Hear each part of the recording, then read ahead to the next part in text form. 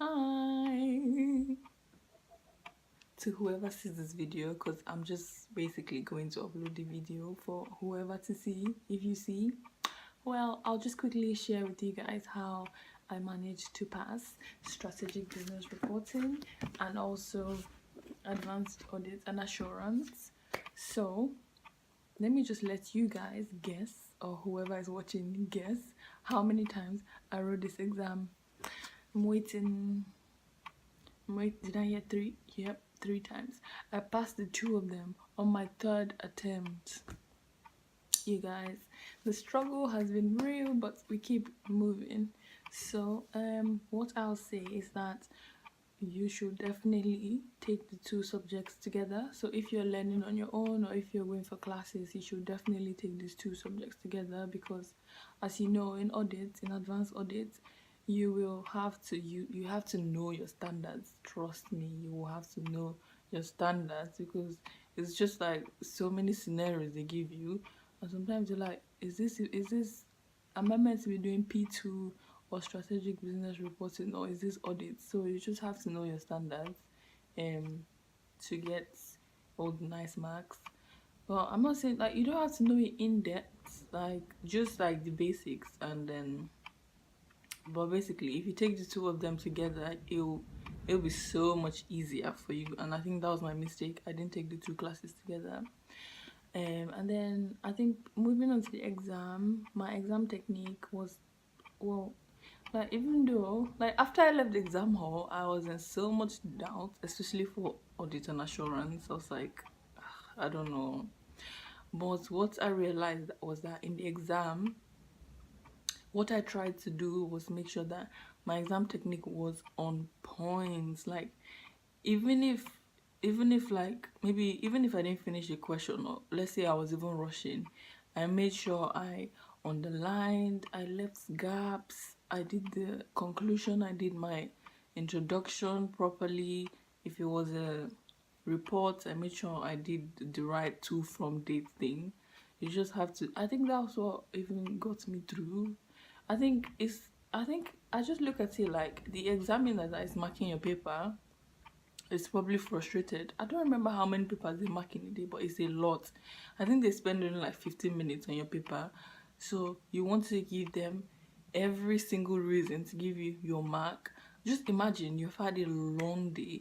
You come and mark someone's script and everything is just a block of text. How would you feel like? So I think even, spaces and like underlining everything will definitely make the examiner want to be a bit nicer with your paper. So that's one thing I did. And so for the both of them, that's what I did for SBR and AAA. And then also, what did I, number 2, I think for advanced audit and assurance, I made sure that I timed myself. I made sure I timed myself. So I think the exam starts at 10 and section A is 50 marks, right? So that will take about 98 minutes.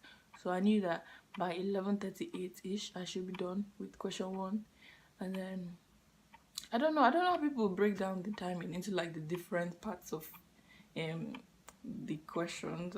I just know that by this time I should be moving on to the next big question. I don't know how to do like, okay, A, spend this minute, B, C, D. No, I just do 11:38, move on to question 2.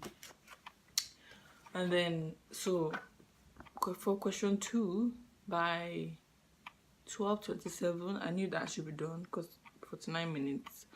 And then move on to question 3. So to be honest, I won't say I really went according to my timing, but I made sure that even if I delayed, it wasn't more than 5 minutes. So, and for advanced audit and assurance, so by the way, I wrote these exams in December 2018.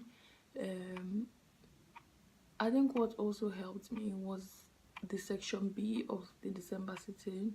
I found it quite, one of the questions I found a bit easier than the other one, even though that was question 3, right? So there's question 1, 2, 3. So question 3, I found it easier than question 2. So before, what I'll do is I'll do question 2 and then come to question. No, this time I did question 3. I made sure that I finished it completely. Like I made sure because that question was on money laundering and something else. So for me, it was easier to like do that one well and then go on to the question two that I wasn't really sure about. And then for what else did I do? That's all. Make sure you do your conclusions, your right format for your reports. To be honest, the exam I did, there wasn't much on accounting standards. Not really. Not really. So once again, what I would advise you to do is make sure you time yourself for each of the questions. Make sure that in section B, check the 2 questions to see which one you're more comfortable with and do that one first. Like, you don't have to do it question 1, 2, 3. No, you can do question 1, 3, 2. That's what I did.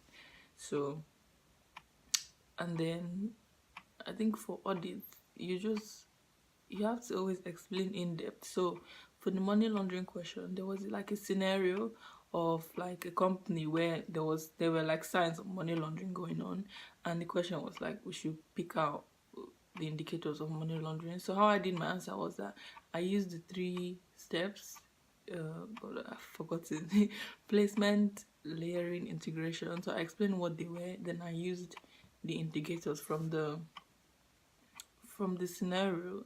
So just try to be that, will try to be like that with most of your answers. First explain the logic or like the book knowledge, and then you now put in 2 or 3 lines of the scenario.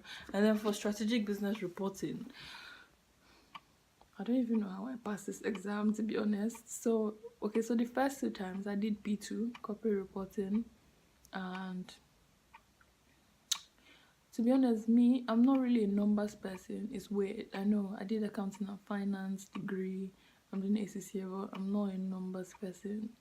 If I see numbers, in fact, I lose my balance. So for SBR, I was so happy because this exam now, compared to P2, the amount of numbers you'll be dealing with is like probably like 10% of the exam. I don't know. But for this particular sitting, if I went in without my calculator, I would have passed because I don't really even need to calculate much. Like most of the thing now in the exam is just writing. So which I like. I like to write. No, I don't like to write. I like a bit of numbers, then I like to write a lot about the numbers. So that's what helped me. And if you don't know how to answer a question, just write everything you know about the standard. Or not everything, but just a little bit about the standard. Just don't leave a question blank. Trust me. I feel like with SBR you will get marks somehow. Somewhere you will get the marks. So try not to leave any question unanswered. Like, trust me, in the exam, like when I was reading the questions here, I was like, what kind of, I didn't even know the standard that applied to some of them, but read it, take a minute or 2 to just gather yourself back and like just, I don't know, just take a minute or 2 to like think about it. Don't just panic. Because me, that's how I am. When I read like the first 2 lines of a question and it's looking like something I've never seen in my life, I start to panic. No, read the whole scenario. I think there will be indicators of like what standard you should apply. So that's something you should do for SBR. And for SBR, I actually had enough time. Honestly, I finished the exam. I was looking. I think I had like 20 minutes to spare. Honestly, I was going back and forth to the question paper. I was like, am I missing something? No, I just found it really nice just because I don't really like numbers, and the numbers there were not that much. So try your best to just talk about the standard, even though you don't know how to apply it back to the scenario. Talk about the standard anyways. Also, what else? So now I have one more to go, which is advanced tax.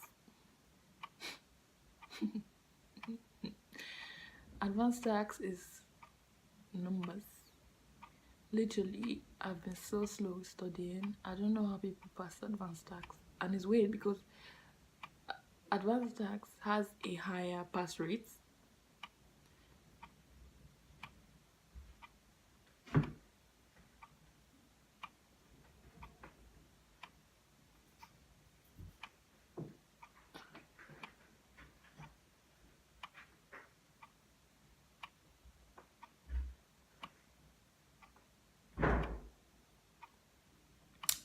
advanced tax has a higher pass rate than advanced audit.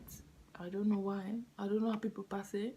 But whoever sees this video, if you're doing advanced tax or if you've passed advanced tax, please let me know, because I'm frustrated most of the times when I try to study it, just because I don't understand. So please let me know if you've passed advanced tax exam, and just let me know how you did it. So that'll be all, guys. Good luck with your March exams. Bye. Hi guys, I'm back again. I forgot to say something. So another point I'll give is the planning, like how to plan your answer. So you should definitely plan your answer. Well, don't like spend all your time planning, but make sure you take your highlighter, you highlight the points on the question paper, and you write what points that relates to. If it relates to part A, you write the A beside it, you highlight. One thing I would advise not to do is to write your planning in your answer sheet, because it becomes a mess. I've done it before and it was horrible. Like, I had to go back and forth in my answer sheet and my question paper, and then I'll have to look for where the points relates to. No, that's really bad. Make sure you plan on your question paper. So like always outline the points that relates to what part of your question, right? And that'll be far easier than planning in your answer sheet.